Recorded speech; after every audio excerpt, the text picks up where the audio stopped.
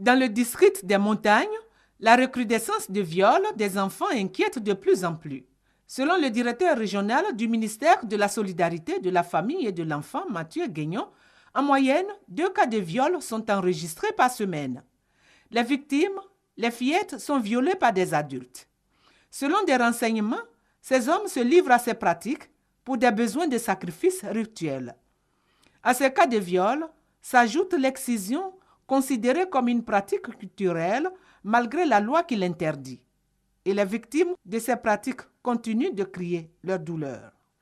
Les femmes là se sont groupées sur moi, ils ont caché mon visage. En tout cas, j'étais beaucoup étouffée. Ils m'ont pris par la force. Pour nous, c'était un couteau.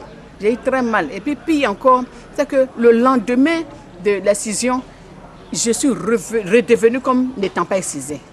Ça a étonné même la matrone. Donc, elles ont repris encore la même chose. Vraiment, cette fois-ci, il faut dire que c'était très douloureux. J'ai perdu assez de sang.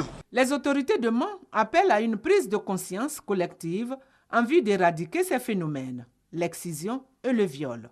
Cela passe en priorité par la dénonciation des personnes qui les encouragent ou qui les pratiquent. Pour la protection des droits des victimes, Aminata Koulibaly, qui a une clinique juridique au sein du Centre social de Mans, leur apporte gratuitement son assistance. Objectif, faire obtenir réparation des torts subis.